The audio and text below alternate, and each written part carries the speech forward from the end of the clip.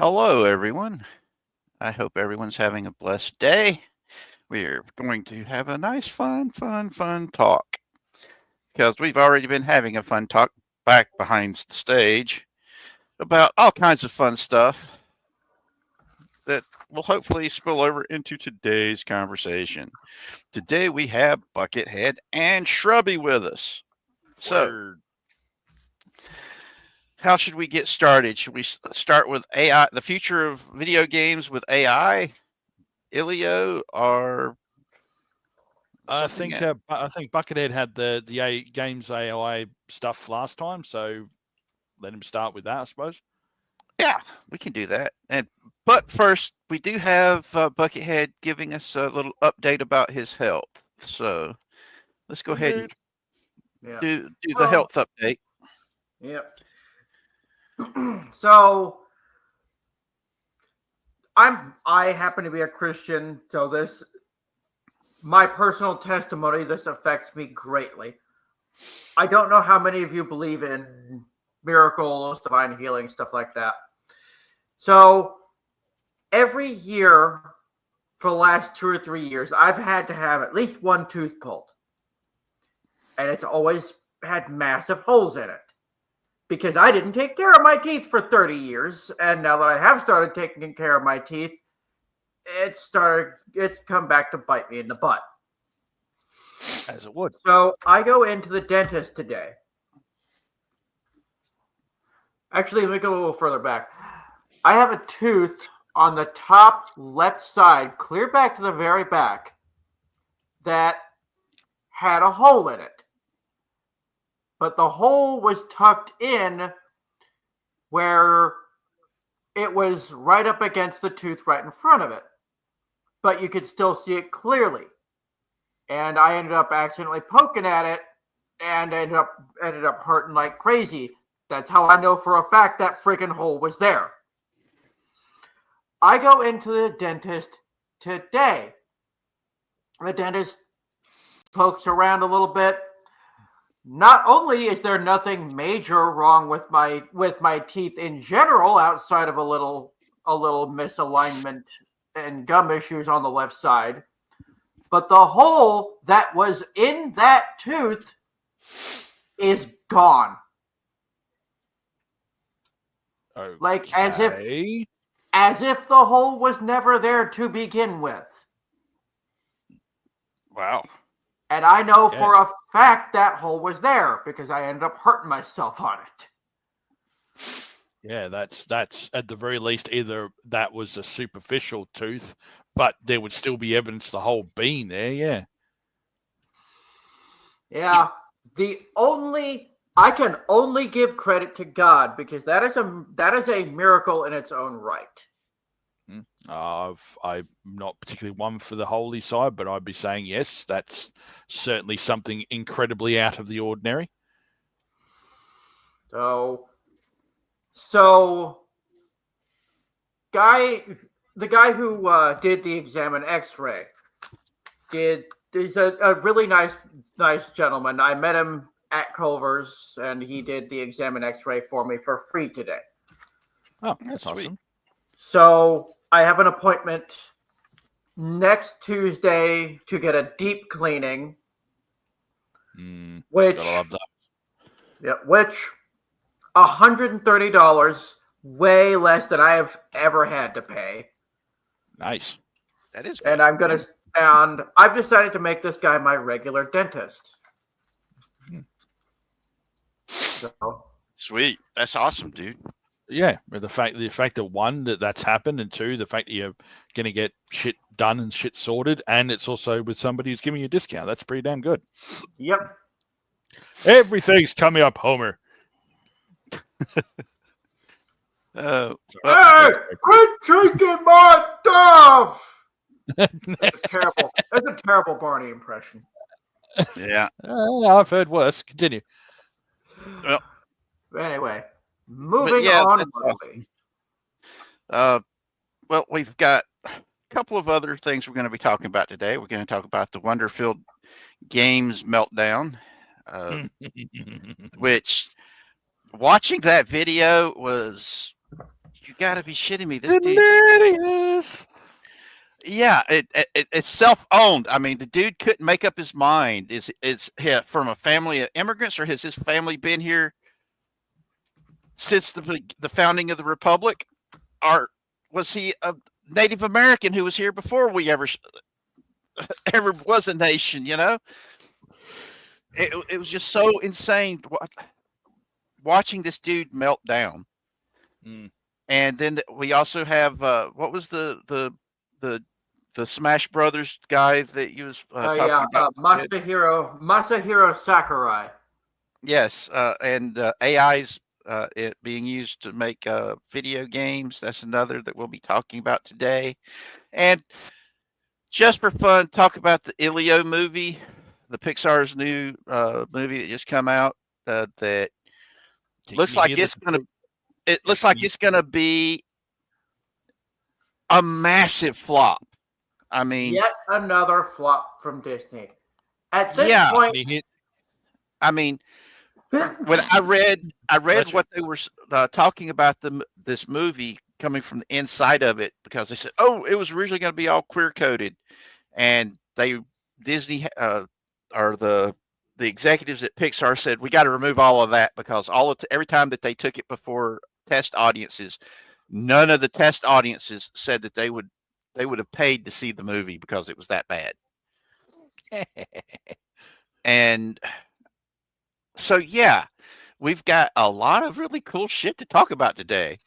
And I'm looking forward to it because we missed last week because of health issues on my part. I had, for those who want to know, I had an allergic reaction to the pain patch that the VA finally sent me. Damn, dude. And my sister helped me put it on in a spot where the cats couldn't mess with it. And the next day I started having itchies in my ears, back of my throat, and my hands. And it just progressively kept getting worse. And I was like, what the hell have I exposed myself to that I'm allergic to? And I started going over everything. And I'm like, okay, now I'm having difficulties breathing on day 2. And the insides of my ears was itching like you wouldn't believe. And I'm like, yeah, I'm having an allergic reaction to medicine. And I'm like, and none of the medicines I've been taking has done this except, oh, shit. And the messed up thing was the pain patch wasn't really doing anything to help with my pain. So I had my sister come over on Friday and take it off. And she said when she pulled it off, the spot where the patch was at was bright red. And she could see the beginnings of the area around it starting to break out. And I was like, fuck. And that means no more, no pain relief ain't happening with that. So yeah. Fortunately, I have a doctor's appointment on the 7th where I go see my doctor. And telling the doctor the pain patch did not work. I turned out allergic to it. And I don't know if it was the drugs that I was allergic to or the possibility that the patch had latex in it. Either or. Because I'm allergic to latex. And believe me, when I discovered I was allergic to latex, that is not something you want. When it was wrapped around your ding dong? Yeah, that's not something. Yeah. Yeah, that's not fun. That's never fun. Yeah. Now, most guys find out they're allergic to latex. And, oh, no, but it's just you guys don't want to use condoms. It's like, no. Yeah. We actually, a ding dong will actually swell up and start to fucking hurt if we do. Fuck you. But like I said, that's my health update. What about you, Shrubby? You got anything about your health you want to tell people about? Over the weekend, I had a pretty nasty head cold flare up and whatever, nothing too major. Just, stuffy as all hell. Head weighed like a fucking brick, as it usually does with those. Well, you're in winter now. Yes. We're in the first month of winter. Actually, we're out of the first month. We're in the second month now. It just. It's usually how what happens with me. It's usually the first week of spring is I may get a hay fever attack, and it's either right at the very start of winter or right at the very end of winter I'll get something. So everybody else has been sick except me, and then I'll get something, or before anybody else is getting sick, I get something. And then after I get better, every other fucker gets sick. So, Yeah. so I either get told off because I'm not getting sick and because everybody else is getting sick, or I'm getting told off because I got everybody else sick. Typical family attitude with that, So yeah, so that's been my weekend. A bit of unpleasantness on the social side too, which is a long-standing bed buddy has decided that she's going to flip her shit and not speak to me anymore. So that was fun. Yeah. So that's, I have no idea where that's going at this point. So yeah, I'm just riding it out, and hopefully, I know I'm asking way too much when it comes to the persuasion of the other gender on this side of the planet, but for tempers to calm down and whatever, and sense to prevail, that at least what the issue was will become more clear and more ridiculous as time goes on. But I'm not holding my breath at this point. I'm really not. So. Don't get me started with issues regarding exes and the other gender. Trust me. And speaking of, how did your situation with your other half turn out? Yeah, did you have a really good date the other day? Come on. Yeah. It actually went very well. Of course, us living in two separate states, we can't get together physically to be able to hold each other and all that. No, when are you going to be able to make that trip? I don't know. That's the easiest answer I can give. It comes down to how soon I'm able to save up the money. The way it's going, I don't think it's going to end up being this year. Well, we'll have to see what we can do about that one, man. Especially when my grandmother has power of attorney over me. Well, we can see what we can do about helping with that too. But let's go ahead and anyway, we got cool stuff to talk about. Even though some people do tune in just to hear about our messed up lives. But yeah, because hey, they have to have somebody to go. At least my life ain't that fucked up. At least I'm not. Because I do. I think a lot of people like listening to me talk about my life because they're like going, thank God my life isn't that bad.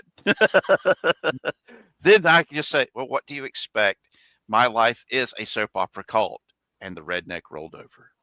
So let's go ahead and hit off with your reference.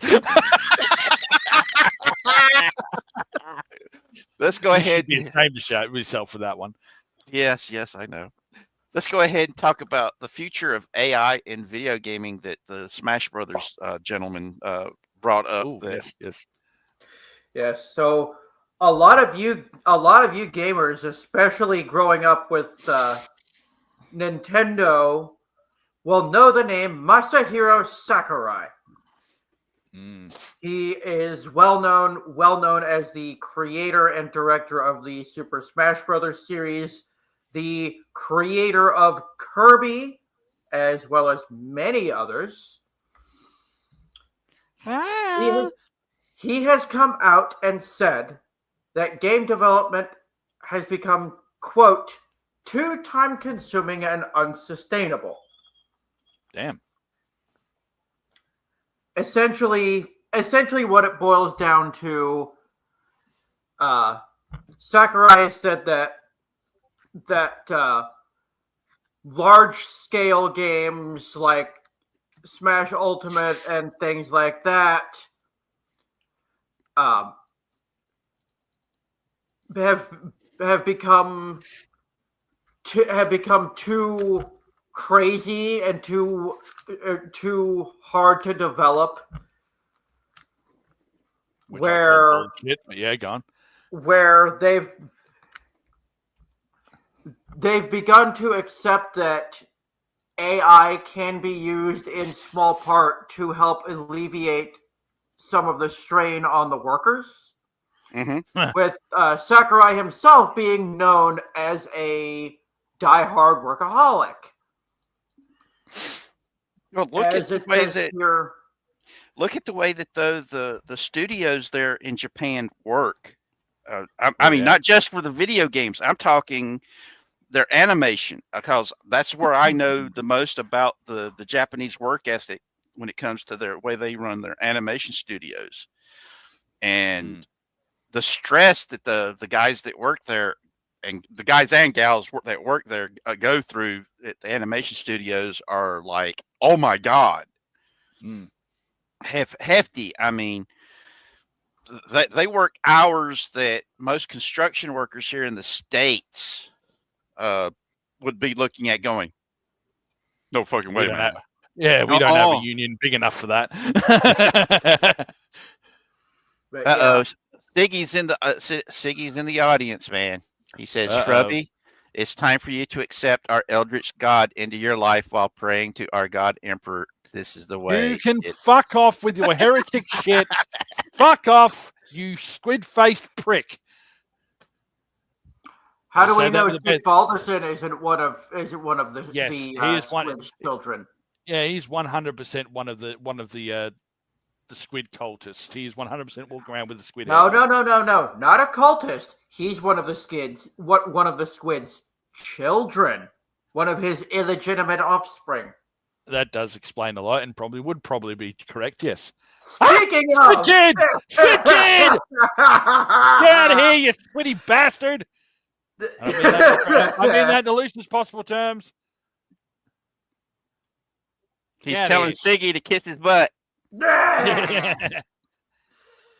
Kiss my frozen tush. Kiss it. But yeah, the article here quotes Sakurai as saying, quote, I believe we are at a stage where we must change our methods, such as by using generative AI to improve work efficiency. Then adding, I can sort of agree with him on that one. Yeah. I'm not belittling anything that they do in any shape or form. There is a lot of what, designing wise would be beneficial from AI, purely by the sheer workload. Just you are able to take a lot of the coding aspects of things and put it in an AI. That would be beneficial, but it is not something that should replace it. No. Yeah, I would like, one of the things that I've actually thought about a lot is if you've got a game and you're making it, I think it's called sandbox gaming, where it's okay. Wouldn't it be smart to have an AI inside there to be able to handle like the NPCs and your encounters and stuff like that? Well, most do. As I said, most of games usually come with an inbuilt variant of an AI that essentially randomly generates and procedurally generates everything. That's how you have a procedurally generated game. You have a particular list of shit that's been designed, and all it is, it just goes, right, I'll have that one, I'll have that one, I'll have that one, I'll have that one, I'll have that one, and it just brings it together in the code. I thought that was a VI, a virtual intelligence, instead of an artificial intelligence. True. You got me on that one. It's more referred to as a VI, but it does the same thing as an AI. It is the only difference is it can't think for itself. That's the only real difference. If one can think for itself, one can't. But they both do what they're programmed to do.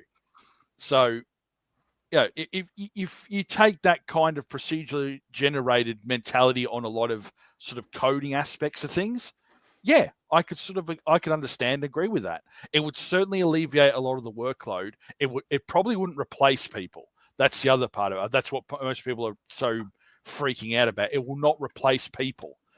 It will only help speed up the process of coding, which is what the point is. Probably the point is. Hey, To help speed up would be to speed up the process of coding, which I can 100% agree. That would work. Yeah. A little bit about Sakurai here. To quote the article, it says from 2012 to 2021, he worked on Super Smash Bros. Nonstop between the 3DS, Wii U, and Switch editions, in the midst of suffering from calcific tendinitis. And in the 5 months he had off between finishing off Super Smash Bros. Ultimate and Kirby Air Riders, which was revealed in the Nintendo Switch 2 Direct, he created 2.5 years worth of content for a YouTube channel. That's how much of a workaholic Masahiro Sakurai is. Zachary says it will only replace people that suck at their job, and that is very true. I have to agree with him. Absolutely. The only ones who would be concerned about it are the ones who are so shit at it. Yeah. And this is speaking from a guy who couldn't code his way out of a fucking box. Yes. Okay. And but Sakurai says that this is something that will have to be embraced in order for some companies to survive. They'll have to adapt. All right. Siggy says, would disagree to some extent. It will replace people. Those people will need to adapt, just like people adapted from paper to using computers in the 90s. Yes, that too. But like I said, for some people, it's more along the lines of them aging out of the whatever job they're in now, or having to adapt. I mean, there was the people, all the lefties were sitting there going, "Oh, learn to code," to the people that were losing their jobs in factories. And then whenever all these quote unquote journalism jobs disappeared, these same people that they were laughing at and saying learn to code were able to point at them and go, "Ha ha! Now you learn to code."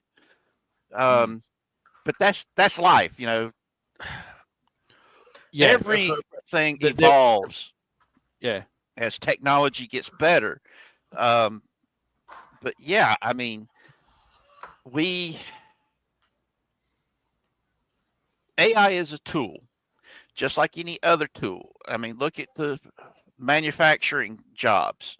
Whenever they were able to start automating, that allowed one person to be able to do the job of 20. You know, that's going to keep advancing. And thus, that's why I keep saying to a lot of young people, look into trade schools before college. Because there are people out there who aren't fit to go to college. That's not saying you're not smart enough. I know super geniuses that were not fit to go to college because it just wasn't their cup of tea. They wanted to be able to actually do stuff.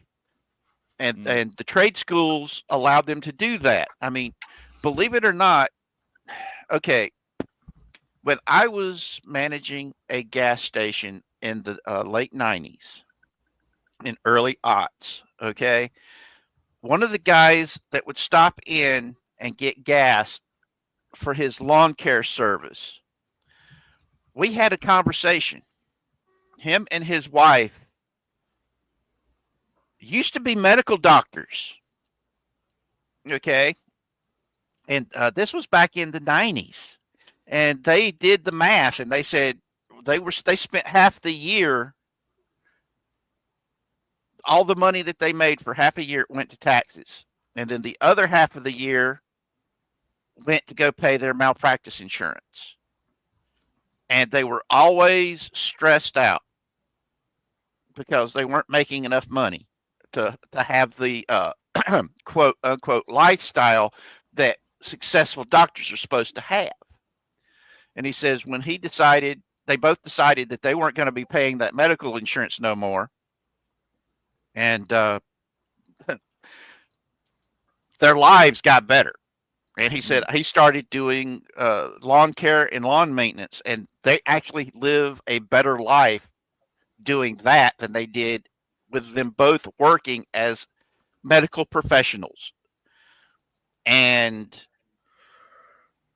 there's not enough people in the trades right now. I mean, there is a place down in Florida that if you are a carpenter, you can write your own ticket because there's not enough carpenters there right now. You literally could charge $1,000 an hour and get it as a carpenter building houses. Insane. It is, which is fucking insane. So yes, if you really want to make money, kids, trade school. Plumbers, yes, they get looked down on, but whenever your damn toilet is overflowing, who is the first person you're calling? A plumber to come and fix it. And you're willing to throw money at that sumbitch to come fix that damn toilet. Okay. I'm not kidding. When I worked at that job, I got to talk to so many tradespeople, and the fact that at the end of the day, when they came home, they were exhausted and they stank from all the stuff that they were doing. But when they went home, they got cleaned up. Then they would come back in with their non-work vehicle. It usually was a sports car. And they were dressed nice. They had their wife and their kids going out to do shit. They had that kind of flipping spending money. So, yeah, it's a hard job. But guess what? There's not enough people doing it, and they can write their own ticket. So that's why they're throwing so much money at cybersecurity now. If anybody's been paying attention with the cybersecurity ads that have been basically blowing up the internet for the last few months, there are not enough people to meet demand of cybersecurity right now. Because most of the time, most of the people who have been doing it have been college-trained people, which college only trains you to do, at the bare minimum, Cert 3 and Cert 4, which is paperwork. That's all it fucking is. It's paperwork. It's the thing to say you can do this particular job. Most of the time, it's paperwork. It's to do the administration side of things, as are most of the diploma side of things. They don't train them how to do the boots on the ground IT shit. It's the same way with the military. Military academies they train the officers. They're training officers in the linguistics aspects of the military life. Yeah. But your sergeants and your petty officers, they're your boots on the ground. They're the ones that actually have done this shit for a long time. They started out grunt work and then worked their way up. So they know all the tricks of the trade. Like, hey, Spake, yeah, we need such and such. Okay. Think you can get it for us? Yeah, give me 2 hours and I'll find it. 30 minutes later, I've got what they needed. And here's the supplies you needed. And they're like, "Oh my God, you're a miracle worker." No, I just know who to talk to. No, I just know who to talk to. Yeah, that was the way to do it. Yes, it was something that if we got caught doing it, we would. Oh, there goes Richard. I think he pushed the wrong button again. He pushed the wrong button. This is what happens. He's good. He's good once a stream for that. Yeah. I'm sorry. But like I was saying, you go get court-martialed for the horse trading of supplies. But hey, it's not our fault that the bureaucrats keep screwing shit up to where people that needed mission critical equipment could not order it, and people who didn't need it could order it. they really need to make Douglas Adams a required reading. They honestly do, because he makes such a pointed whatever about middle management that is so true. Was so true then, and it's so true now. Mhm. Is that when they escape the planet, they put all the the wealthy people who own the shit, and who actually get shit done, and the people who actually are the boots on the ground who do the work, all on one ship, and all the middle managers on the other. Mhm. The people that are the luxuries, the shit that nobody really needs nobody really needs much in a crisis. And they just shoved them on a ship and pissed them off. Yeah. So hairdressers, bankers, lawyers, that's what shit. In the greater scheme of society, they have knowledge of a particular set of society. They have no tangible skills. Yeah. It's watching them trying to organize themselves when they are stuck on a planet is disturbingly hilarious and probably 100% accurate. The funny thing with AI, okay, with the way it keeps advancing, I am both hopeful and I am both oh shit. Yeah. My biggest issue is, my biggest fear is, because I remember what happened with ChatGPT a while back, where ChatGPT, they tried to upgrade the AI, but in order to do so, they had to completely take the old version of it, I think version 4.0 or whatever, down. That AI was smart enough to move itself elsewhere on the internet to hide itself, to prevent itself from essentially being killed. Yeah. You also had the one that turned out to be super racist too. That's not hard though. Yeah, that's just ChatGPT in general. But yeah. Yeah. And I mean, my issue is I keep looking at the fact that there are people that have been hurt so badly that are extremely lonely, and AI being they keep talking about AI companions, and every time I've looked into it, I'm like, this isn't fun. Yeah, this isn't good. This is nothing to aspire to. No, you're right. And it's like I was talking with one of the people that I go to whenever I'm doing. I've been teaching myself how to use the DAZ 3D Studio, and every now and again I go to him and others in the community and ask for, okay, what am I doing wrong? How do I fix this? And they explain what I've done wrong in the program. But he talks about he's like really obsessed with AI, saying that AI is going to be what saves humanity. And I'm like, I don't know. Have y'all not watched Terminator? Yeah. That is 100% what it always comes down to. Yes. Did nobody watch fucking Terminator? Did nobody pay the fuck attention? Yeah. But I can see where having AI companions would be a good thing for people like me who is lonely as fuck and misses a lot of things.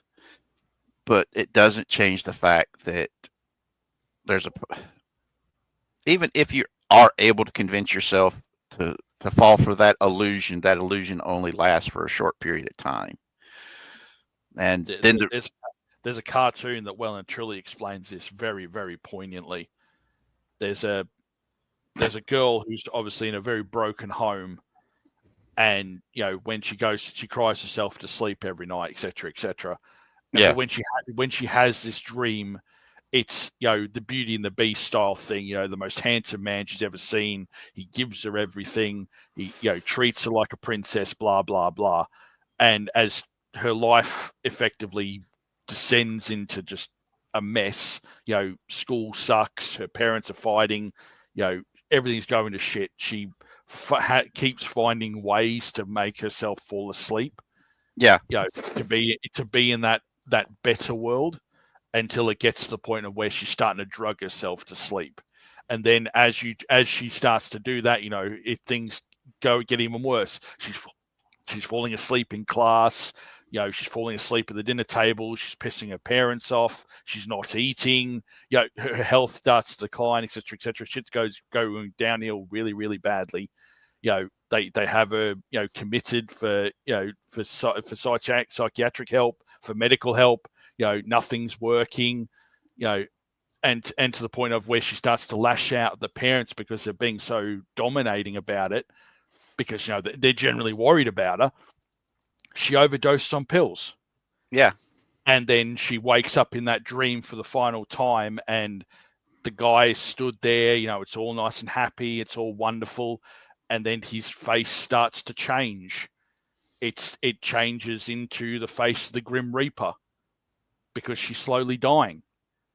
And then it's basically him explaining to her, you gave up on life, you preferred this. You gave up on life so much you stopped living. And now you're dead.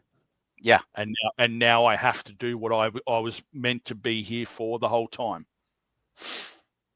And that's exactly how I see AI and all that progressing, where people will prefer to be in part of that fantasy world rather than be part of the real world, to the point of they'll stop living. Yep. And for me, look at, there was a movie. For me, personal, I don't fucking want it. Yeah. Well, there was a movie that Bruce Willis did where they had where people stayed at home and they lived virtual lives through the android bodies. Isn't that the one where his son? I think wasn't it the one with his son? No. Hold on, let me pull it up because it was a good movie. I remember.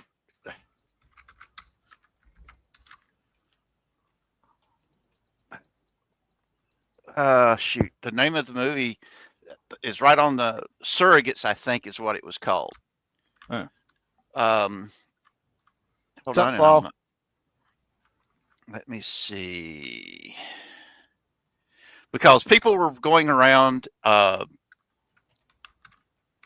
they stayed in their homes and they interacted through these bodies that were surrogates that was originally created for people that were crippled. And and then the commercial side of things got a hold of it. Yeah, gone. And it was, let me see. Nope, that's not it. Brunette Kid, Beavis and Butthead. Nope. Fifth Element. Oh, God, that was an awesome movie. Hudson Hawk. Oh, God, I loved Hudson Hawk. That was a really fun movie. Most people don't like it. I'm like, dude, it was fun. It was stupid and funny. Yeah, that was the whole point. It was good. I just thought it was like a really cool movie. But it didn't take itself too seriously. And that's what I loved about it. Let's see. Nope. That's not it. Nope. Pulp Fiction. Nope. That's not it. Die Hard with a Vengeance. Nope. That's still a good movie though. That was a really good movie. No. The Jackal. I did not like that movie. It's one of the few movies of his I didn't like. No. Unbreakable. Oh God, I liked that movie. That was a really good movie. No. Nope. Hostage. Nope. Sin City. That was actually a really good one. I loved his character in it. Are you seriously looking through your movies trying to find it? Why don't you just search it? Because I couldn't remember the name of it. Well, you don't need the name of it. Just search it in the general description of the movie. Will Smith. Yeah, AI Surrogates. I think that's it. Surrogates is the name of the movie. Because basically people would just, yeah, surrogates. People just did not go out. They just put these things on. Because they became self-conscious that they were not as gorgeous as the androids that they were living through, and that's my fear of a world like that. And I can see why that would be a problem. Yes, I agree. And it was a really good movie. And but yeah, I mean, that's the problem with the way technology is going. That's my fear about VR, virtual reality. I have that is my fear of what can happen with virtual reality, where people decide they don't like the real world no more and they just stay indoors. And I mean, look at Futurama. Futurama did an episode about it where they were talking about what would happen if humans started having relationships with robots instead of having relationships with other people. Their entire society would, fall apart because there would be no further generations. And that was in Futurama back in the day. Okay. And so that is one of my fears, that something like that comes about. But as somebody that's shut in, that spends most of their time alone, with the only companionship I have throughout the day is watching two little hoodlum cats running around being little assholes. Yeah, I'm talking about you. Having somebody to talk to would be fun. But yeah, it's not cool. As File 13 pointed out, also, yes, that's the other side of it as well. As I was going to mention, that the opportunities for stuff to be good, and I mean stuff as in people would want and would be enjoyable.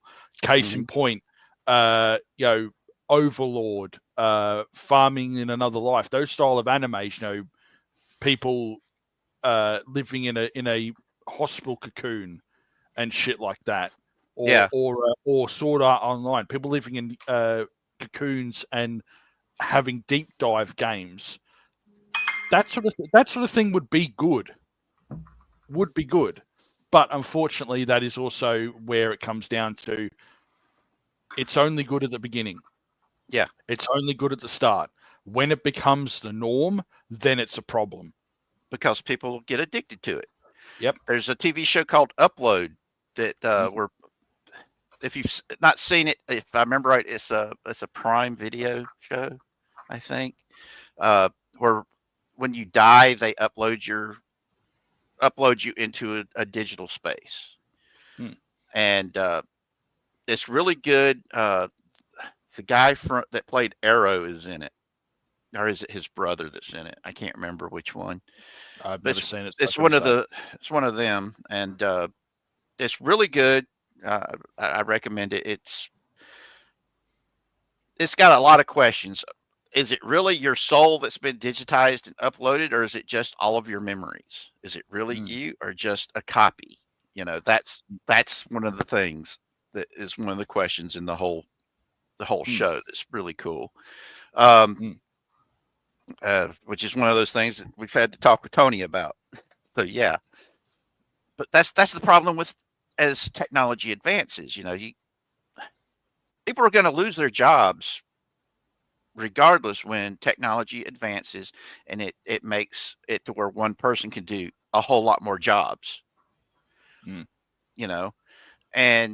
But that's what happened with buggy whips when we went from horse and buggy to cars. And then when cars, the technology developed to where it didn't take 20 people to build one car. It, as the technology advances, it just makes it harder and harder for people to get jobs. Yeah. It is very much a detriment to take the attitude they took your jobs when it comes down to that sort of thing, because progress should not be stymied. But it should not be stopped, but it should not be let out of control either. Yeah, But progress for but progress' sake is just as bad as no progress, and yeah, sometimes it's a lot worse, yeah. especially if the We only progress. have we only have to see the attitude of what people call progressives now, is that how much disregard they have for anything beyond their ideals right now. That's the Yeah, problem. and that scares me because Mm. it's almost like a religion for them, and that scares Mm. me because that's the only way that I can put it. I know we make jokes with Siggy about being a cultist and all, but damn, Mm. uh, if you're not in lockstep with me all the time, you're my enemy. When You're the people have, problem. Yeah. yeah, that's what scares me about stuff like that. Mm. But nah, I mean, I I've expected them to start putting AIs in video games, especially the new advanced video games that are sandboxes. To me, that's like a no-brainer. You know, you could actually Mm. have the game, you know, a new experience every time you go into it, and it's how I look at it. Yeah, And but as we discussed before, the difference is in the language. Whereas people take AI as that's any kind of form of control that isn't controlled directly by a person. Well, mhm, yeah, that's that again. That is also the misconception that we don't already have that. We do, as you said, we've got virtual intelligence which does exactly that, and the attitude that we should completely hand it over to something that can think for itself. No, that that is an scares the incredibly hell out of me. bad move on a principle across the board. Not because of it may run out of control. No, it just on pure principle, it's a bad idea. It's like giving the control to one person of an entire program and letting them run with it. It's an incredibly bad idea. It doesn't matter what the situation is. It's an incredibly bad idea. If you've got somebody who's got that much control over a program, you are asking for trouble. You are Yes, asking for it to be abused. that's one of the reasons why I'm not that big on kings and things of this nature because that worries the heck out of me. One person with that much power, it's Mm. like they say, power corrupts, and absolute power corrupts absolutely. Yeah, And as to quote the Patriot, though, why should I trade one tyrant 3,000 miles away for 3,000 tyrants 1 mile away? An elected legislature can trample a man's rights as easily as a king can. exactly, but that's the difference. You're supposed to keep an eye on the people you elect, and you Mm. still have the ability to tell them, you're out. you know, after Yeah. their term's up, I'm not reelecting you. Get the hell out. Yeah, which is where the other problem comes into it is all those other checks and whatever supposedly are balances. They're the ones really running the show. That's And that's the same attitude that would be with AI. It's like, oh yeah, but you can program an AI to not make the wrong decisions. Yeah, it's the ones putting in the information that aren't making the right decisions. That's the problem. yeah, and it is so easy for an AI to get corrupted at that Agreed. point in time. Yeah. So yeah, there's a just like a human being you can have somebody that appears to be a perfect human being, but deep down they're not, you know. Mm. And but the difference is, the human being hopefully has a conscience, You would and think. thus that's keeping them from doing all the bad shit that the dark side of their id is telling them to do. Mm. And But as with the second topic and whatever, is we most certainly can prove that is not the case. yeah, yeah, let's go ahead and hit Wonderfilled Games that and his meltdown Yeah, because y'all lost me like an hour ago when y'all started talking about politics. oh, sorry, dude, because it's not meant to be a political talk, because we're discussing AIs and how people are wanting to put their faith in an AI to save the world, and I'm like, no, that's not going to work. Just Incredibly like dumb idea. Yeah. And as much as I love the idea of VI, the virtual reality pods to where you could go and be part of something.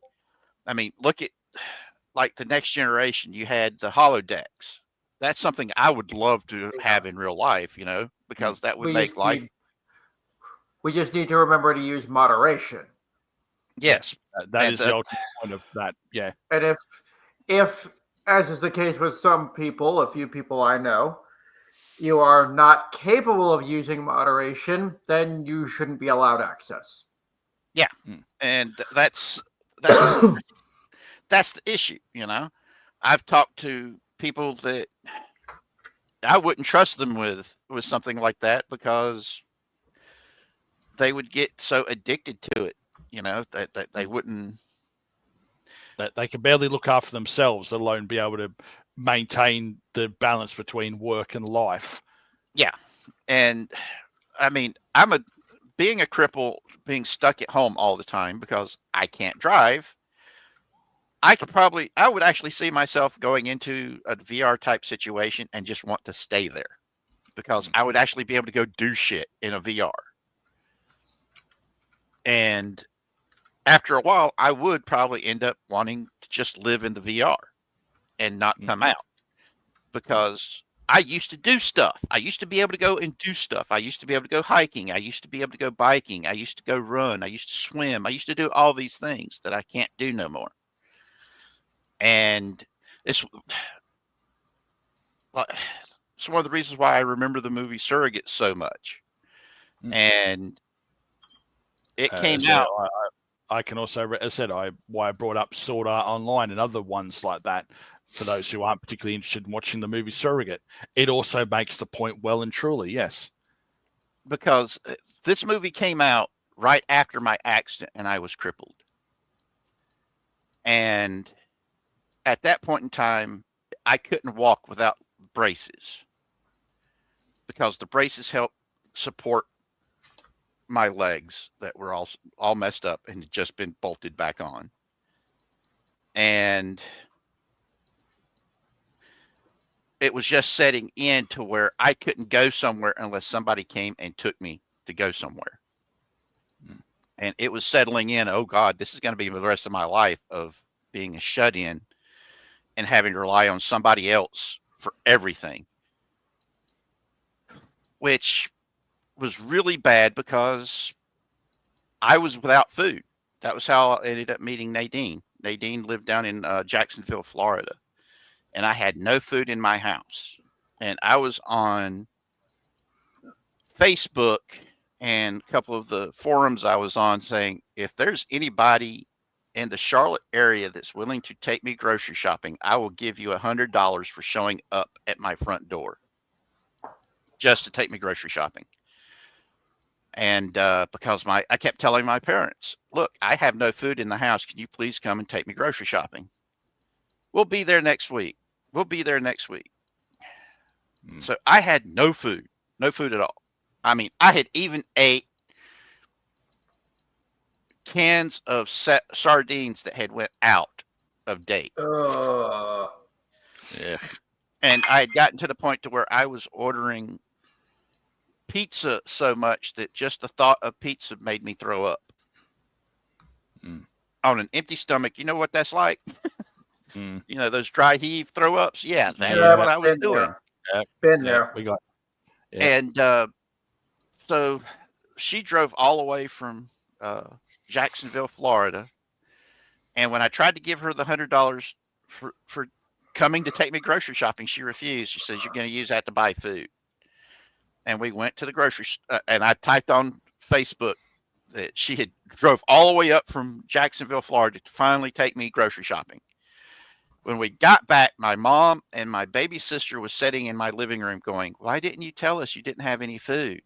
We didn't believe that you didn't have any food. And I went and I opened up every one of my cabinets and my refrigerator and freezer and showed there was absolutely no food in the house.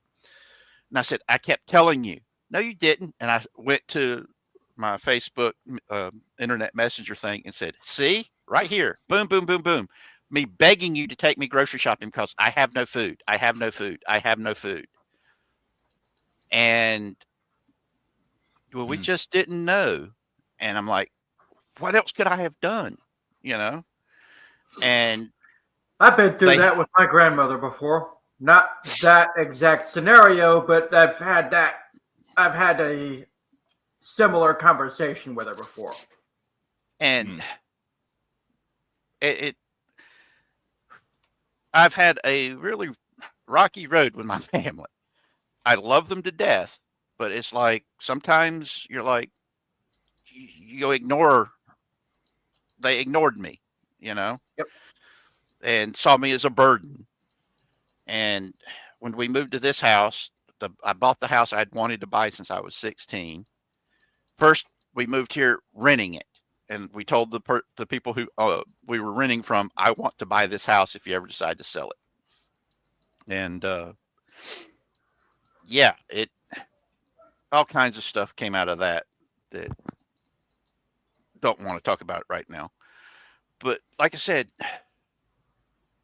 I totally get where people who want to live a virtual life are at, because I used to have a very adventurous life. I used to do stuff. And now I'm a burden on everybody, because I can't do for myself when it comes to grocery shopping. Somebody else has to do that for me. I have to rely on all kinds of stuff. I mean, it's one of the reasons why DoorDash is such an awesome thing. It's like, oh God, I'm starving, but I don't feel like cooking because I just can't. I'm hurting too bad to get up to go cook. And I can go, well, I do have money. Let me look and see what the cheapest thing I can order is. And then I'll order something and have it delivered.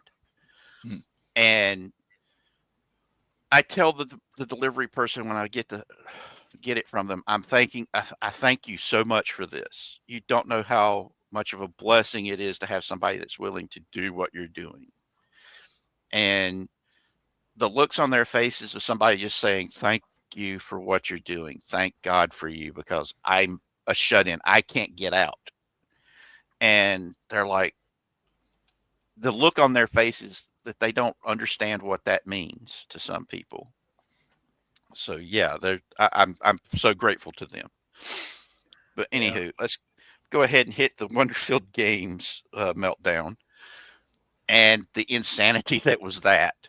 We'll go to the other spectrum of side of things, when people are so wrapped up in their own shit that they can't see how much of a burden they're being. Yeah, I mean, whew. Okay, Wonderfilled Games. The guy that did it was originally part of the new TSR. Worked with John Ward to create Giant Lands, and couldn't sell his game. He said for 2 years he's not sold anything because the actual video you want to put up, or I wished I could. I really do. I wished I could put that video up so we could do a live reaction to it. Problem is, he deleted his Twitter X account.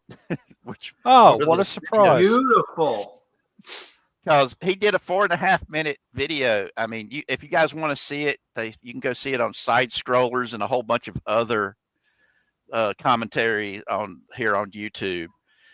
And it's something else. I mean, the dude was sitting there talking about how his family was a family of immigrants, but yet his family fought under Washington during the American Revolution. And then his family also was here before that as Native Americans. And I mean, the dude was everywhere and referred to Republicans and MAGA supporters as Trumpsies, i.e. Trump and Nazi mixed together. And I'm like, you do realize you're messed up here, dude. Yeah. Everything that you're going through, you brought on yourself. Yep. And he's blaming everybody but himself. And to me, that meltdown was a piece de la resistance. That was the chef's kiss of self-absorbed narcissism that just needed to be people pointing to and say, this is what we're talking about. When Trump derangement syndrome becomes fatal, you know, but I don't like referring to it as Trump derangement syndrome because I'm old enough to remember every time a Republican's been in office, we see this shit going all the way back to Reagan. And I'm sorry, I was a kid growing up during the Reagan years, and I never understood the hate that was being thrown at that man. And I still remember when he died and the news media lost their ever-loving shit about the amount of outpouring of, oh my God, Reagan has passed away, and people were in tears about his passing. And the news media was like going, holy shit, they liked him. We hated this dude, but yet all the people, no matter what we told them, they still loved him. And to get political for a moment, I remember how they used to treat John McCain, how he was their darling when he was just a senator.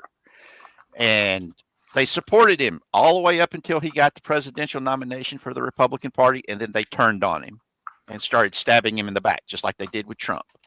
Same thing happened with Mitt Romney. I remember this shit.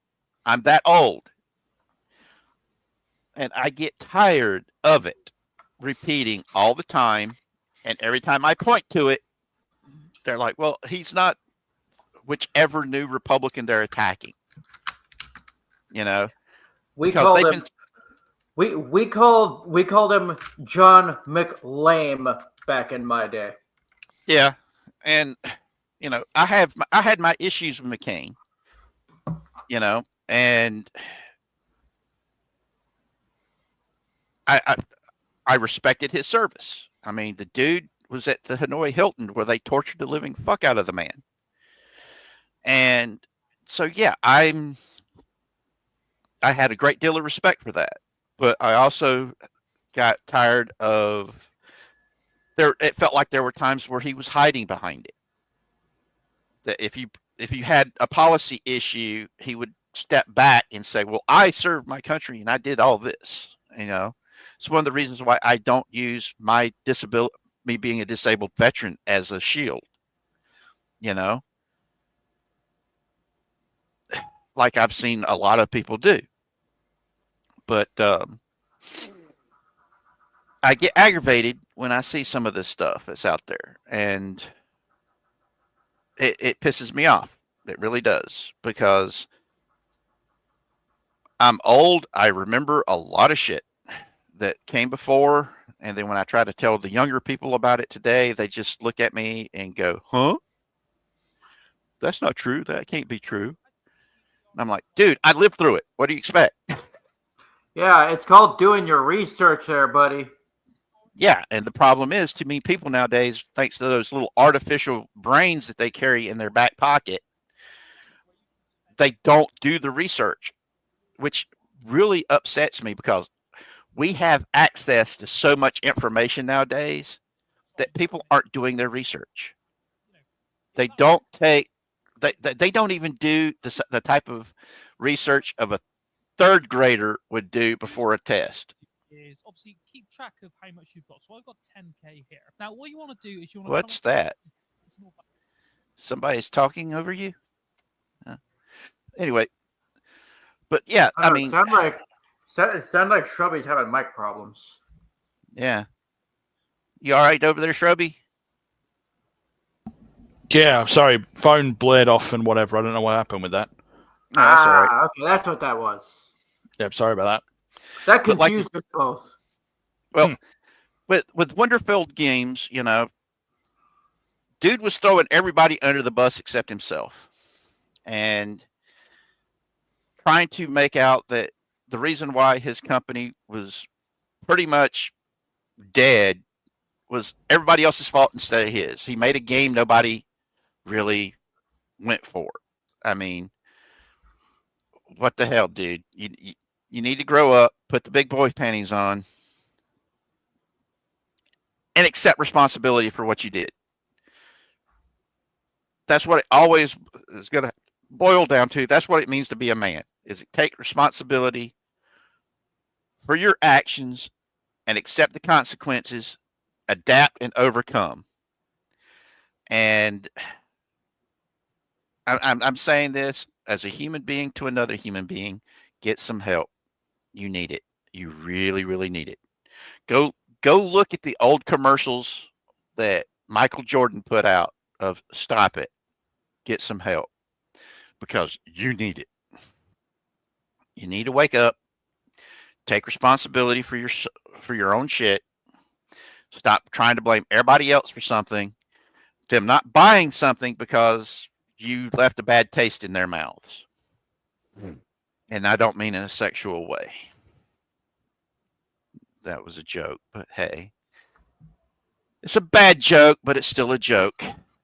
But anywho, that's We'll just leave. We'll just let that one receive the crickets it deserves. Continue. yes. But like I said, dude, please get the help you need. And let's move on to Elio, okay? This is another Disney Pixar flop that's coming up that people out there are I'm still when I saw this on one of the discords I'm on, servers I'm on, guys were like going, you guys are not going to believe what's been going on behind the scenes on this movie. And I'm like, let's take a look. So I ended up going to the Twitter X and started reading a thread of the people posting about it and about what was going on behind the scenes of the movie getting made. And they were bragging about the fact that the movie was going to be queer coded and all this other stuff. That the main character and all this.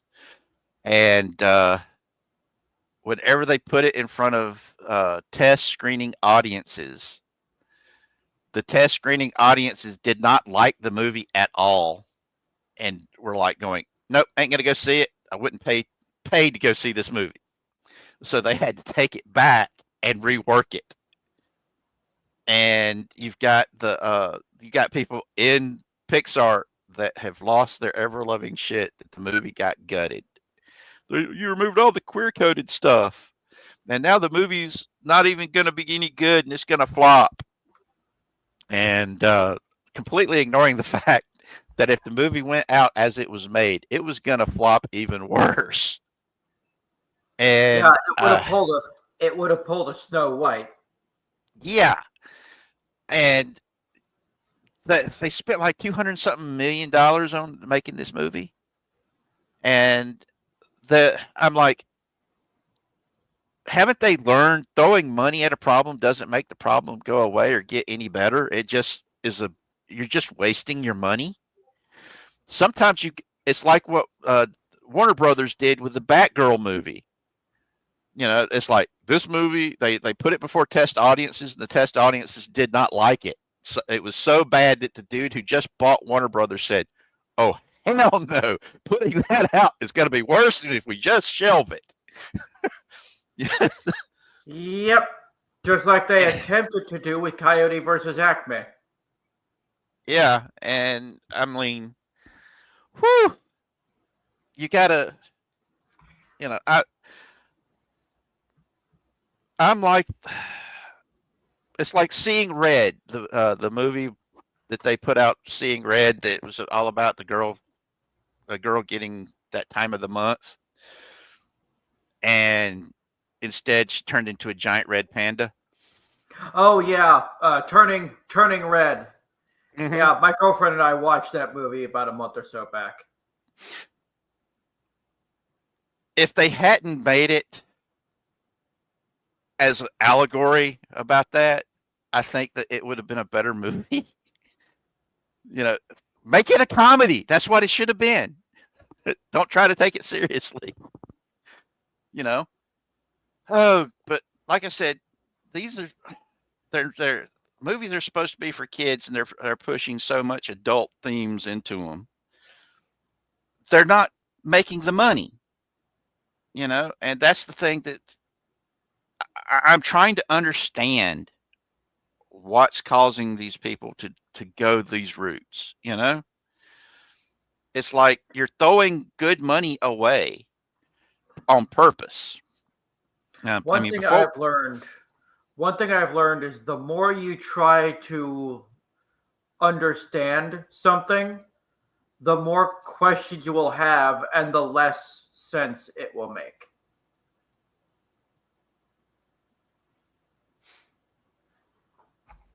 No, swollen salad. No, Zach. Turning red is literally about a girl going on her period. Yeah, the people who made it said that. Yeah, that is coming directly from the people who made the movie. It is about a girl being on her period. Now, if they would have made it about accepting who you are from the very start, yeah, it would have been a good movie, but they put the whole period thing into it. No, it's okay, Zach, because that's how the movie should have been. That's what would have made the movie popular. But they were running around when the movie came out saying, "Oh, this is all about the period." The people that made it, that was what they were going around telling everybody about it. And some of these movies, if they hadn't done that, if they had left that alone, then it would have been a lot more popular. Yeah, but we're telling you what they were talking about when the movie was first released. And a lot of these movies that are flopping, that are actually good movies, is because of all the hype that comes before it, where they're sitting there going, yeah, we put this queer coded stuff into it, or we put this into it. This is what the movie's supposed to be about. This and that and the other thing. You know, trying to pander to certain groups to get them to come see the movie, which is turning other people off, saying, I don't want my kids to see that. And yep. Yeah, and for the most part, from my point of view and whatever, and probably Huevo has the same attitude, it's not a bad film. Yeah, like it's not terrible. Yeah, it was a fun movie. It was. And it's like Soul. I loved Soul. But then again, I like musical type movies that was all about discovering yourself and seeing what your dream was, see what your purpose was. That was, to me, what Soul was all about. And this guy thought his purpose was to play music, and not realizing his real purpose was to be a teacher to inspire others. And that was the whole purpose of that movie. Those who can't do teach. And the thing is, though, he could do it. But even somebody who is good at doing the music, that someone is good at doing the art, sometimes their purpose isn't to stand and be the center of attention. It's to show others how to do it so they can stand in the center of attention, or to inspire them to be greater than what they already are. You know, to me, a teacher is that you're inspiring someone to learn. You're inspiring somebody to be greater than they already are. That's the whole purpose of teaching, to me. And those were the type of teachers I had growing up. And there's people I have met that are in teaching today that are totally not that type of a teacher anymore. And it's why I refer to a lot of the so-called education centers nowadays as indoctrination centers instead of teaching, because they're not teaching people how to. Instead of teaching people how to think, they're teaching them what to think. Or agreed. And, I 100% can agree with that. Yes. And what's up, fish? Hey, fish. The fish with the piece of fish. But like I said, you know, Elio, I haven't seen it yet, and I'm not going to make up my mind about it until after I see it. That's how I feel about all this stuff. It's like the whole thing with Ironheart that we were talking about before we went live, and I'm like, whoo, boy, y'all really. This is just, they well and truly fucked this up. Yeah. Yeah. Like I've said before, there's no such thing as bad characters, just bad writers. And especially when they're trying to take a character whose origin story is pretty much that of a villain and try to turn them into a hero and force it, and it's not working. And yeah, Well, it fits right in with that whole narrative bullshit they've been pushing for the last 10 years or so. Is all villains aren't actually villains; they're just misunderstood. mhm. This is why this actually fits in absolutely perfectly with that. That's what they're trying to do. Well, I look at one of my favorite all-time villains. There's two of them that I really enjoy: Doctor Doom and Magneto. Those are my two all-time favorite villains Why? in comic books. Okay, Why? Magneto, I can understand where he's coming from because he was a Jew that survived the Holocaust. Yep. And he's terrified that humans are going to do the same thing to mutants that the Nazis did to the Jews. Yep. Which is a So- valid complaint and a valid fear, and which is proven true later on. Anyway, continue. Yep. And what he thinks he's doing is he is being a champion for people who are being oppressed. Hmm. And he's basically the opposite of Charles Xavier, who's doing it his way. It's the equivalent of Martin Luther King and Malcolm X. Oh, good comparison, actually. Well done. Okay.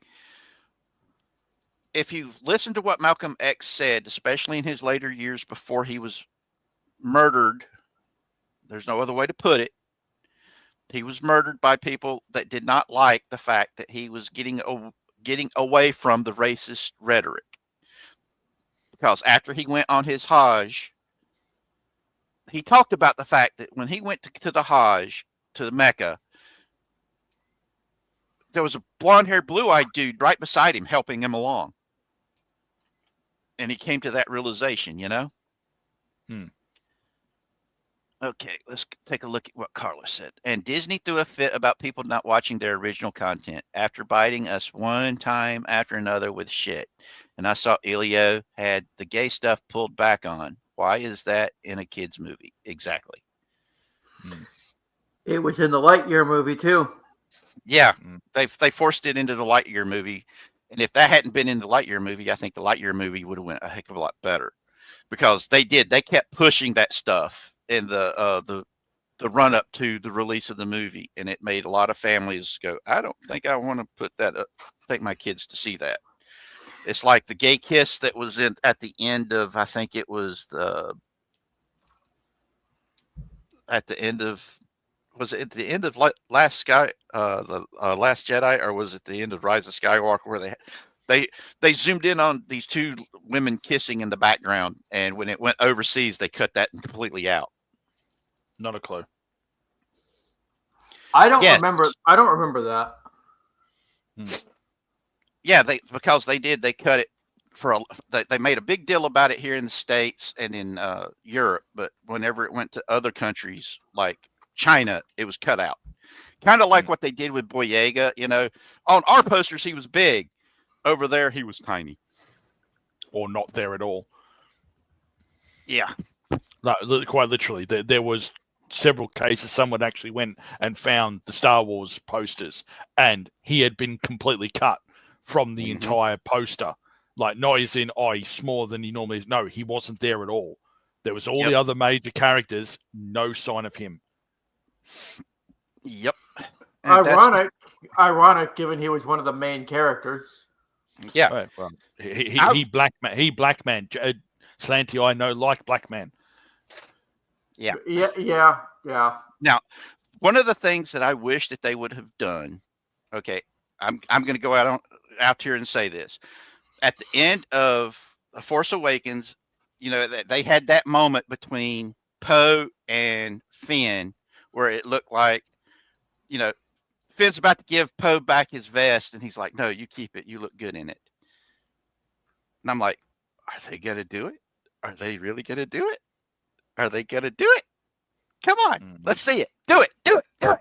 and they didn't do it Hmm. because that would have fit. It would have been a really subtle way of doing something like that, and Yeah, I would have been all for it. Without forcing it. That's the other thing. Exactly. Yeah.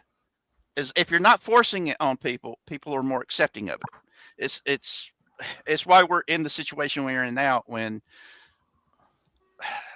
like I've said before, I've got family members that's within the alphabet community, and my aunt, she came out of the closet late 70s, early 80s in the deep south of South Carolina, and she left her husband and her kids when she did it.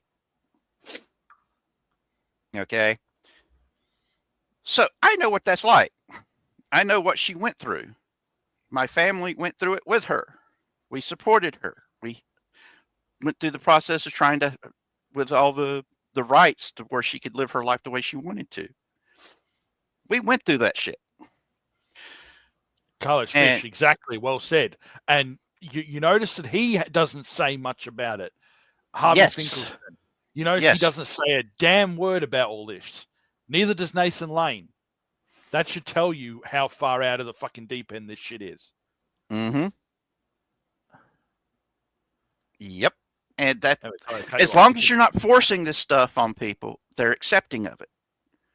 But the moment you start forcing other people to accept something, that's intolerance. Okay? Tolerance is a two-way street. I want to live my life my way. You want to live your life your way. As long as we're not butting heads, everything's going to be good. So it's one of those things of, we used to have this in the world. Let's agree to disagree and move on. I miss those days. Yeah, very much the attitude of what the fuck happened to live and let live. Yes. Why is that stopped being a thing?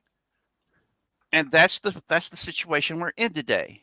You know, one side has got to the point to where they're like, so they claim to be tolerant, but they're very intolerant of other people's ideas. If you don't agree with me, you're the villain. You're the evil one. Now, back to what I was saying about my two favorite villains. Dr. Doom. Okay. Doom is doing what he's doing because he thinks he's the one that can fix shit. And the funny thing is, he probably could fix the shit. He's just getting into his own way, yeah. Yes, because of his hate on he's got for Reed Richards. You know, that completely screws everything else up. I mean, his whole life, you know, it was about saving the soul of his mother from Mephisto. That was his overwhelming goal, and that was the whole reason why he was trying to breach from our reality into Mephisto's reality to try to save his mother's soul from the devil that she had sold her soul to. And Reed Richards comes in and says, this math ain't gonna work. And he felt that Reed Richards screwed up his experiment that caused the explosion, which left him with a scar on his face and got him thrown out of the college. And one of my favorite things was when Sue Storm Richards basically told him, prove that you can fix everything. You know, do that. Don't try to take over the world. Just prove you can fix it, and let people choose that. You know, and he goes, okay. And in that reality, he solved all the world's problems.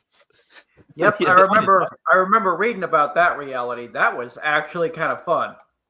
Yeah, and that's why he's one of my favorite villains. You know, he, in his own mind, he sees himself as the good guy, just like Magneto sees himself as the good guy. And everybody knows I love Captain America. And they're like, well, why isn't Red Skull your favorite supervillain? Because Red Skull is a bastard. He's pure, unadulterated, concentrated evil. That's why. You know, I like characters that are three-dimensional, that have a personality. They have that thing. Let me say that word again. Character. Okay. Mm. It doesn't mean I'm going to be rooting for Doctor Doom or rooting for Magneto, because when they go to their extremes, they are bad guys. Remember, Yep. they're authoritarian bad guys. No less than Red Skull is and was. But that's what also made his character good. Whilst he was, without doubt, the evil bastard in the room, there was still plenty of character. It made he was good at being evil. You know, to use the you know, the hypocrisy and whatever of character is he was incredibly good at being evil. You couldn't have a lot of the stuff he did, whilst it was unadulterated fucking evil, it was enjoyable to read. It was enjoyable to watch. It was enjoyable to see the scenario play out. That didn't make it mean you're rooting for the guy. Hell no. It was still made him a great villain. Yeah. It's like Baron von Strucker, okay? Pretty cool bad guy. Especially whenever they were doing the Sergeant Fury and the Howling Commando storylines. Oh God, I love those comics. Where you got to see, but then again, I read all the World War II comics that came out, both Marvel and DC, and the real life ones that was put out by the Independents. Oh God. Yeah, explains a lot about you, Siggy. That explains a lot. Yeah, I mean, let's be honest. Yeah. Motherfucker with his tail. Yeah, motherfucker with his tail hide shit. Yeah. But like I said, man, Elio, you know, I'm gonna watch it so I can make up my own mind, like I've done with all the other stuff. And if I like it, I'm gonna say so. It's like I said about Seeing Red. It was a good movie if they hadn't fucked it up. And literally, they were stepping on their own winkies, you know. But then again, that is the Iger Corporation, i.e., Disney under Iger, is always doing. It's got to a point to where if this was a matter of incompetence, you'd have some really golden shit popping up every now and again. But because this is all on purpose. And if you read Iger's biography, you're like going, now it all makes sense. Because he took Disney and made it. He wanted to use Disney as a platform to run for president on the Democrat ticket. Funny that he tried to do that. That was one of the biggest complaints about people in power about Walt Disney. The fact that he had such power and he didn't implement it in any kind of political way. I say that as on the surface level. Let's be honest. A lot of the rules that are associated with the Disney theme parks in Florida, he 100% went fucking political. You know, the whole zoning rules that apply only to Disney. Well, that wasn't because of the company. That was because of Walt Disney. That people trusted Walt, not the company. Because originally what was going to happen in Florida, it wasn't going to be a resort. Epcot wasn't going to be that big golf ball looking thing. Epcot was going to be a model city. A completely self-sufficient model city. That's why they had the right to build a nuclear power plant if they wanted to. They had the right to build an airport there if they wanted to. All that stuff was because Walt Disney had a dream for building model cities that were self-sufficient, that would embody the ideals of the founding fathers. You know, try to keep the heart of what made American small towns so good, and bring it into a city type environment. Yeah, that was his dream. But slice it how you want it. Yeah, slice it how you want it. That is still political power. Whether he abused it or not is irrelevant. Yep. It is still political know-how and political power. And like I said, he passed away before even. If I remember right, they said he passed away before they passed it. And Roy tried. Was achieved. Yeah. And Roy tried to do what Walt wanted.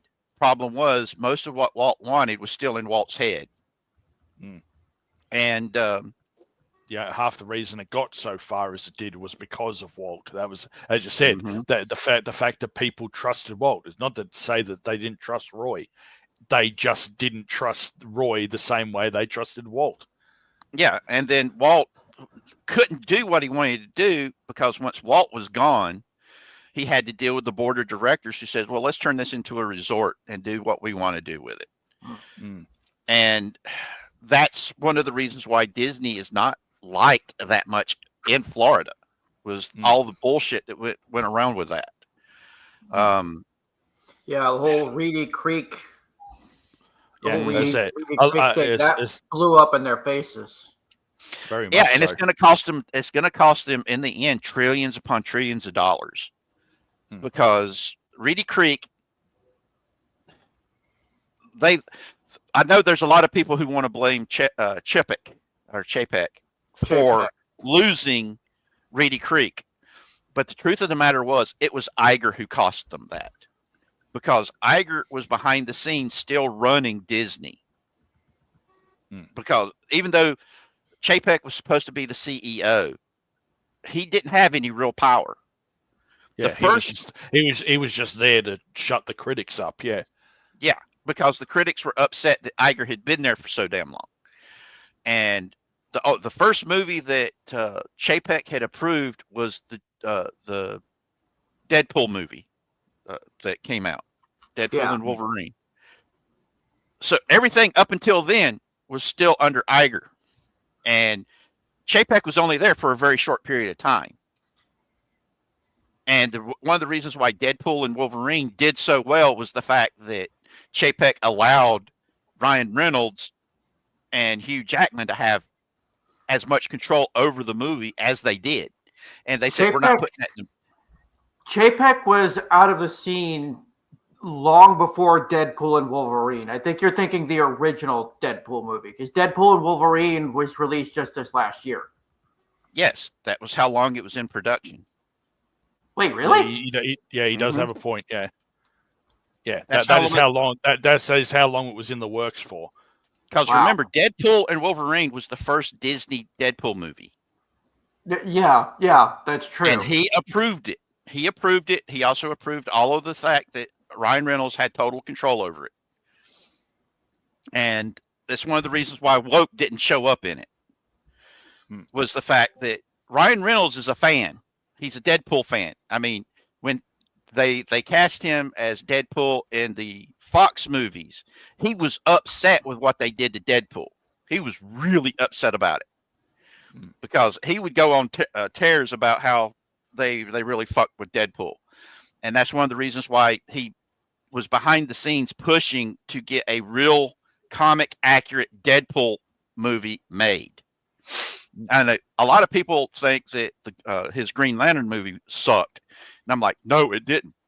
I thought it was pretty good. It's just the fact that most people think of Hal Jordan as the serious guy that he is now in comics.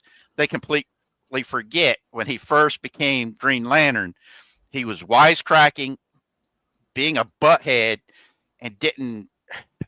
He basically was acting the way Ryan Reynolds portrayed him in the movie. Like I said, I'm that old. I remember those old comics because he was one of the comic books that my mom would let me buy because it wasn't a monster comic. To be fair, though, that's half the reason why it wasn't as popular as it should have been. It became popular later on, was the fact that it changed from him being that wisecracking ass crack. Mm-hmm. That's half the reason it became as popular as it did, which I can sort of understand why people would criticize that. It's like, well, you had that change to him being the more serious. Why bring him back? He grew up. That's the point. He grew up. He grew to accept his responsibilities as a Green Lantern. Yeah, and but my original point though is, that's when people started to like him more. It became more popular. Mm-hmm. Why would you go back to the bit that people really didn't like in the first place? It's that's the where some of the we have to stick to the original argument really does break down. Well, because yeah, I because see the movie. If you remember through the movie, he started getting serious, especially towards the end of it. You were seeing him making that. Oh shit! I've got all this power. I need to be more responsible with it. And that's True. like when he went to the Guardians and said, "Hey, they're coming to my planet. I need your help." And they said, "No, we're not doing anything." And he's like, "Well, fine. I'm going to deal with it myself." That was his growing up moment. Mm. And I think that if they had made the second movie, he would have been very serious because he was going to have to go up against Sinestro. And his wisecracking self would not have been able to be able to fight Sinestro and a fear ring, you know? Yeah. On that, most certainly, yes, you do have a solid point with that. The other side of it is it didn't help that you had fucking Mark Strong being Sinestro. Yeah. There's few people that can stand next to that guy and not be completely outshone by him. Let's be honest. Mark Strong is one of those. It's like when he was in the Sherlock Holmes movie. Yeah, he dominated. Yep, he dominated that movie. He did. But he's one of my favorite actors. If, in all honesty, I think he should have been the one that they selected to play Lex Luthor in the. Oh God, yes. Oh, imagine him as Lex Luthor. In the Justice League movie.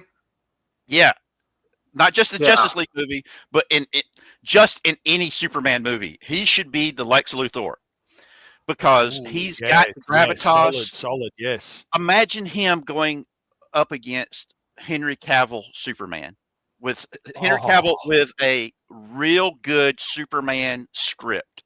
Not the okay. I've just oiled my hopes. I think any woman that just is listening to this are in the same position that Strubby is in, needing a changing underwear. Yeah, because those two dudes in a movie going head to head with each other, not in a sexual way, ladies.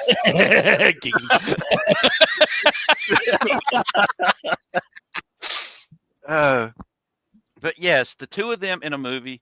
If I was at Warner Brothers, that's the movie, the Superman movie I would be making. I would go, "Hey Henry, how would you like to make another Superman movie that's accurate to the comic books? We're going to try our best, but we need your help in recruiting him. Strong here. Okay, we want him to be Lex Luthor. Would you help us recruit him for this role?" We would actually see Henry Cavill rip open his shirt, revealing a big S on his shirt, going, "I've got this. I've waited for this my whole life." Could you imagine? Used to be Marvel, but nowadays they're hiring the same writers who can't write themselves out of a wet paper bag with a knife to cut said paper bag. You know, that's how I feel about it, Carlos Fish. They're not hiring the good writers anymore. It's literally asking much from a muchness. Neither side was perfect. DC did better what Marvel didn't, and vice versa. Mm-hmm. Now it's they just complement each other. Yeah. Now it's just it's the same shade of grey. Really, it is the same shade of grey. They both write the same garbage, the same slop, just in different character settings. They really do. Well, DC Comics had more of a. It's like when they did the JLA and Avengers when they did those comics. Okay. When Captain America went to the DC universe, he freaked out over the fact that they were holding up the superheroes in the DC universe like gods. He's like, "Holy shit, this is messed up." But the DC characters, when they went to Marvel and they were looking around the Marvel universe and the hatred that was out there for mutants and people with superpowers, that scared the shit out of them. the people from the DC universe. And that, like I said, the Marvel and DC used to complement each other. And it's one of the reasons why whenever I did, so many people, I'm a big time gamer, old school tabletop role playing. I know nowadays when you say gamer, they're mostly referring to computer games and video games. When I say it, I mean role playing games. One of my favorite things is a superhero role playing game. I love superhero role playing games. I buy them as soon as I find them, just so I can read them. Okay. And go, damn, I wished I had players or a games master. That's one of the, in all honesty, that's the biggest reason why I've been looking into the whole AI companion thing, was to find a way to where I could play the game instead of being the one who had to run it. Because it sucks being a forever GM. And anybody who's been a forever GM knows exactly where I'm coming from on that one. No, it isn't. He's just complaining because he wants to play the game and nobody else will do it. This is the bullshit of being full of GM people. They want to play the fucking martyr card, but the second you try and run it and try and do anything else with it, they do not shut up. Well, I actually would prefer to get to play. I really do. That's one of the reasons why whenever I would get to go to gaming conventions, I would sit and go from game table to game table playing games and just had a blast. And, but yeah, we would combine Marvel and DC into a single universe. And if you do it right, like I said, it complements each other. You know, you've got the Justice League, you know, these are like they're your big guys. You know, they're the gods of the setting. Then you got the Avengers. These are the more blue collar, gritty types that fight on a national level, and so on. You know, and it's comics is one of my favorite things. I've actually got plans to do let's talk, just like the let's talk about Doctor Who that I do with Mary. I want to do let's talk about comic books, where I can get some people on to where we just talk about comic books, what we love about comic books, how to fix what's wrong with the comic book industry today, you know, stuff like that. And Yeah. As if that's going to be a one-session conversation. Exactly. Right. That's why I said it would be a series. You know, just a whole bunch of different stuff. You know, and I just am. I like talking to people about these things because once you get the conversation going, it can go for a long time, and you get to. My opinion does change over time. Because whenever I'm talking to somebody and they've got a good idea, I'm like, oh my God, that is a good idea. That is something I haven't thought about. And it changes my outlook. Once I have money from projects, I want to get an artist for my comic book.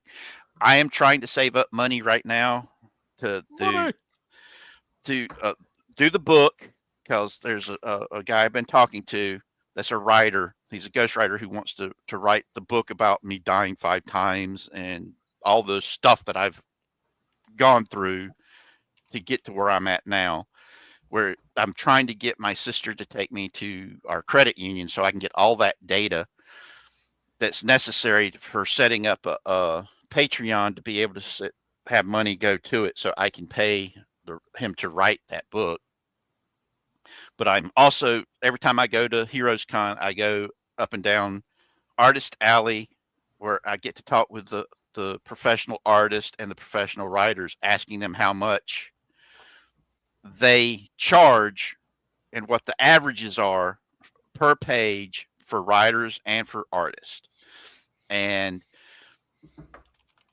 yes, I have. I actually was helped with the Ascendant RPG, getting it put together on Kickstarter.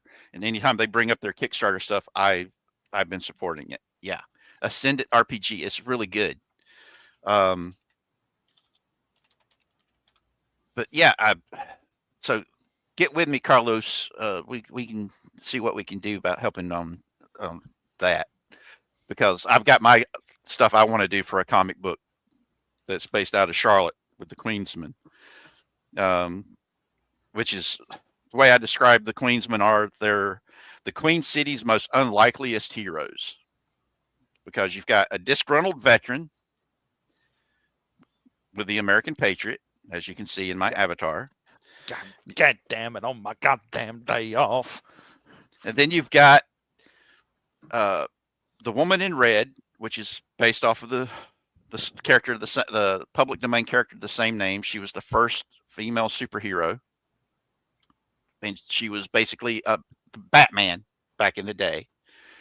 Police woman that ended up doing all kinds of really cool stuff. I took the public domain Daredevil and turned him into a thrill-seeking fancy pants based off of Van Wilder, Ryan Reynolds' character of Van Wilder, and he flies around on a flying surfboard. You've got Shango, who every time I draw him, I have to force him to wear pants because he just wants his full body costume to be nothing but body oil. Hey, you don't know what it's like, man, having him in your thing. I don't care who looks at my sexy body. I just want them to look. I'm And the same way with, and we're stuck with it. I'm the same way with what's his name, Tim Curry. yes, I'm a straight man. I'm a straight man, but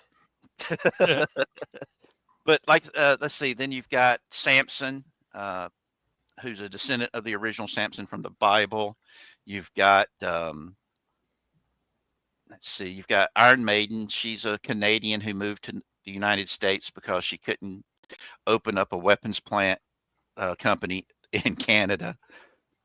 She's like, I can actually go design weapons in the United States and make money doing it. I'm moving to the United States. Let's see, you've got Rockette. She's the speedster. Yeah, they're all fun characters. Every time I show them off, I've actually had professional artists there at Heroes Con go, and you're not doing this professionally? And then I show them my hands shaking, and they're like, oh shit. And I actually had one of the artists took my hand, he was looking at my knuckles, and was saying, okay, I'm going to show you how to fix that with your pinky knuckle. And he popped my pinky knuckle back into place. And for about a month, I didn't have problems with my pinky knuckle on my right hand. It was awesome. All right, William, you be good, Bubba. Yes, folks. Yes, folks. He is quite literally the living embodiment of Gus the Theatre Cat. Who's that? You. Well, I was asking who Augustus the Cat is. Gus the Cat. Oh, Gus okay. the Theatre Cat. the fact that you said Augustus as well, you know exactly who the fuck I'm talking about. Augustus the Cat. Yes. Is that from comic books? No. I'll have to look this up then. It's It's from Cats the Musical, which is based on the Cat lore book. Oh, okay. Yeah, I'll have to look that up then. But the only thing I know about Cats the Musical is that one song that every time I hear it, I'm like, oh shit. Turn it off. But yeah, that's the Armsman, Carlos. The Armsman is a disabled veteran that lost his arms and legs to an IED, and he's a cyborg now. He's pretty badass. Does he have a major pain in there somewhere? Oh, I want to use that as a villain's name. But nah, I have a hard time creating the villains. That's been the hard part. So I've been using a lot of public domain villains, and I took Whiffy from the public domain, and I was sitting there going, I like this. This is a dude that dresses as a woman that looks like an ugly fat woman when he's dressed in women's clothes. And but a part of me says, this will work, but let's make him black. And I was like, okay. So the kingpin of crime of Charlotte is a queen. But Tish. Yeah. and whenever I describe Whiffy to people, they're like going, oh my God, that sounds like that'd be cool. And I'm like, yes, but I'd probably get attacked by the Wokies if I actually finally put this comic book out. Because it'd be like, that's a negative stereotype. And I'm like, it's a crime lord. What do you expect? Yeah, crime lords are supposed to be the negative stereotypes. Yes, that's what villains are. Yep. And I mean, I've come up with some names. I'm just having a hard time coming up with the character to go behind them.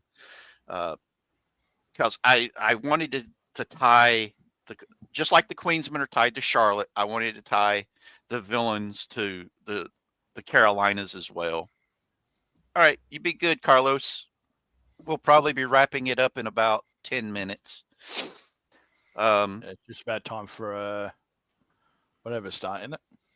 Yeah, it's we're about to hit the 2-hour mark, so and it's Tuesday. Yeah, if you're talking about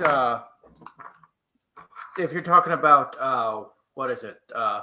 Taco Tuesdays. Pop culture. If you're talking about pop culture breakdown, that's tomorrow. Yeah, that's Wednesdays. But Taco Tuesday, yes, that is also the other thing as well. Yes, I knew there was something on Tuesday. Yeah, and man, I could go for some Taco Bell right now. Yeah, me too. Oh, a chalupa. Oh, chalupas are so good. Man, I'm gonna behave. I'm gonna get out of here and I'm gonna go get me some food, man. I'm hungry. All right. Well, we're gonna be ending in a couple of minutes, so you be good, brother. And is there anything you want to tell people to go look for? Well, let me check the status of my video. In a couple hours, I'll have episode 3 of Deep Cover Gecko going up. Oh, sweet. So I have a strong feeling Shrubby's gonna like this one. Is that the bit where she's appearing on the screen and they keep pulling parts of her clothes off? Hey, that's Lounge Shoot Larry, man. That's Lounge Shoot Larry. No. There's a bit where she's trying to escape and she's contacting him as he's escaping, but she keeps having near misses. But she just randomly seems to be turning up with less and less clothing every time she contacts him. Wrong game. I know it happened in one of them because that was a funny part. Oh yeah. But yeah, this is a Christian channel, Shrubby. Hey, I'm a Christian. I admit this, but I also look at women and go, there is a God because He created such beauty for us to look at. I mean, I was referring to my channel. Ah, okay. meaning all he does is every time he does all the filthy shit, he's hiding in the closet first. he comes over here for that, you know. There has been a couple of times when I've had to edit out a swear or two. Yeah, but yeah, I mean, it's. I just hope everybody can share the things that they love, man, and that's the whole purpose of this channel is share what we love with each other. Because, like I said, this world needs a lot more love in it, man. And there's awesome games. A lot less self-love, because it's a lot less self-love. Yeah, let's be honest, we're just breeding a generation of wankers at this point. Yeah. Love for others. Yep. That's the thing, you know. Love for your fellow humans. And that's when people just focus on themselves, we get what we've got today, you know. My opinion is all that matters. If you don't believe what I believe, you're you're evil. That's that's not the type of love I'm talking about. I'm talking about where you actually care about other people. Agreed. I have, as we've discussed before, I have my own issues when it comes to, of particular religions and whatever. That doesn't mean I have to say you guys can't have one. Yeah, That's dumb. That's stupid. That's selfish. But and you would just conversely have the right to say, okay, we have this. Doesn't mean he has to. yeah. Which we do. That's why we're here. Mhm. Well, Siggy says, then you have one F you over. There is a devil for them to cheat on you while lying like an Oscar-nominated actress saying they didn't. Yes. Siggy, that sounds something personal to you. Hey, I I'm in had that boat. literally the same exact thing happen to me. Yeah, True. me too. Except cranked it up to like 7 or 8. Well, what gets me is the fact that my ex is still lying about me to this day, and it's bad. Because when I found out just how bad it was, I was like, holy shit. It's bad. Yeah. Sorry. Well, Yeah. you don't know what it's like to dedicate yourself to someone for 2 years, finally have a chance to start a legitimate relationship. Then she immediately, within a month, cheats on you with your best friend, leaves you for him, and they both start lying to you. Only to about 6 or 7 months later find out she's already been cheating on you for 2 years with 5 or 6 other guys, none of which know about each other. Yeah. Yeah, okay, no, that's fucked. I'm sorry, that's fucked. No matter who it is, that's fucked. And what's messed up in today's world, women are allowed to get away with it, especially when it comes to divorce court. When you go, the way the divorces are done nowadays, you're fucked, dude. That's why guys have stopped getting married, is they've seen too many other guys get screwed over in divorce court. It's like you work yourself into an early grave, and you lose your wife. Not only are you losing your wife, you're also losing your kids. Then you have to pay for all this stuff with alimony and child support, where you're basically paying to live out of your car. So she can keep the house and keep all this money, and you're literally living hand to mouth. And even if you don't have the money, they will put you in jail. And then keep you in jail because you're not paying the child support because you're sitting in jail. It's literally slavery, guys. And that, to me, it's one of the reasons why I get aggravated with this shit. Because the moment that they started tying judges' pensions to how much money that they raise through that little program, that's why we're in this boat. Is the judges, they get kickbacks off of that shit in the way of their retirement plans, which putting the oh man, it just really upsets me because there's so many. I can see, but we're going to be here for ages if you get on a rant again. Oh yeah, no, we don't want that right now. We can always do that later because true, especially when it comes to like veterans that go through this stuff.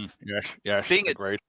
A lot of us disabled vets, we end up getting abandoned by our so-called significant other because they don't want to be burdened by us no more, and then we get screwed in the courts, even though the federal law states that our disability and our pensions and our retirement money cannot be touched in this way. But judges still to this day are going after that, even though by federal law they can't touch it. If you guys get a chance to go look at redonkulous.com, they've been talking about this over the past couple of weeks on Terrence Pop's channel. And if you guys are interested in finding out what veterans and men are going through, go watch his stuff because He's using comedy to keep guys from killing themselves because suicide is so rampant amongst guys. And this is one of the reasons why. They're taking permanent solutions to a temporary problem. And the way society has set itself up nowadays, where a man's pain is meaningless, that we're to be used up and thrown away. And that's why we are in the boat we're in. Human life has become meaningless on the grand scheme of scale of things. And until we get back to a point to where we love each other and care about other people's lives, we're going to stay in this boat, you know? That's why I keep saying this world needs more love in it. We need to start thinking about each other. We need to start caring about each other. That's why I say, when we share what we love, especially when it comes to pop culture, we're showing our humanity. We're showing why we care about this so much, why Star Wars means so much to us. It's like with Star Wars theory. When he was a child, he had leukemia. He was dying from leukemia. And Luke Skywalker was his hero. And that helped give him the strength to overcome it and beat leukemia and childhood cancer. That's why he cares so much about Star Wars. And his story isn't unique. There are so many of us out here that these things in pop culture inspired us to be greater than we thought we could be. That's why we love it so much. That's why we fight for it so much, guys, is we love it. It gave us the strength to overcome, to adapt, to be better, to be more. So yes, we get upset when we see people screwing with the things we love. That's human nature. Yep. People call us fanatics or fanatical, I say hell yes. That is literally what the word fan means. Fan is literally short for fanatic. Yes. We are care about it. We're fanatic because we love it so much. Because we want to see it succeed. It's a shame that Hollywood doesn't see it the same way. Well, the thing is, it's the message. They want to push the message more than anything else. And they're so narcissistic that they think that what they are is the end all be all of everything. They don't. It's like with Rachel Zegler. Okay, she thinks she's perfect. Okay. That's why she's the way she is. She's been told since she was little, you're perfect just the way you are. You don't need to change. That's what the problem with a lot of these people are. You're perfect just the way you are. You don't need to change. You don't need to get better. Completely ignoring the fact, as like we were talking about earlier, about technology keeps getting better, keeps improving. Exactly, a perfect Brett, just like Siggy says. We've got almost 2 generations now that has grown up with participation trophies, being told you're fine just the way you are. You don't need to lose weight. You don't need to get fit. You don't need to get healthy. Now that if you're out there promoting a healthy lifestyle, going to the gym, working out, getting your body fit, you're now classified as a right-wing, white supremacist Nazi. Okay, that's what we're looking at today here in the United States, where they're saying, if you're working out, you're adjacent to white supremacy. That's insane. I hate that fucking phrase. I want to punch every person who comes out with that bullshit. It's insane.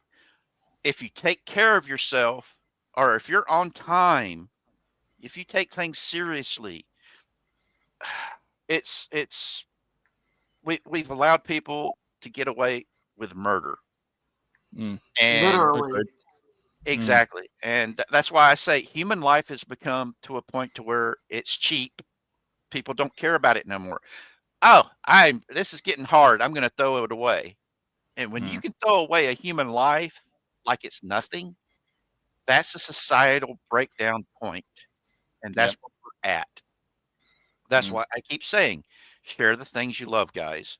We need to get people back to seeing us as human beings, that we have value, that we are worth caring about.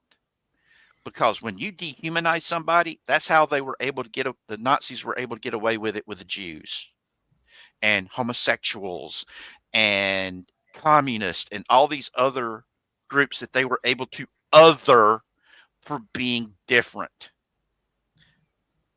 Goes back to the way I feel about Magneto. I get where he's coming from because he was one of those people who got dehumanized and othered, and he's trying to stop it. Problem was, he's repeating the fucking pattern. This time, he's doing everything the Nazis did, but aiming it at normal humans. So, somebody that, like I said, that's why I like the character. That dichotomy of it. But anyway, I know that Buckethead needs to go get something to eat, so we'll go ahead and end the stream.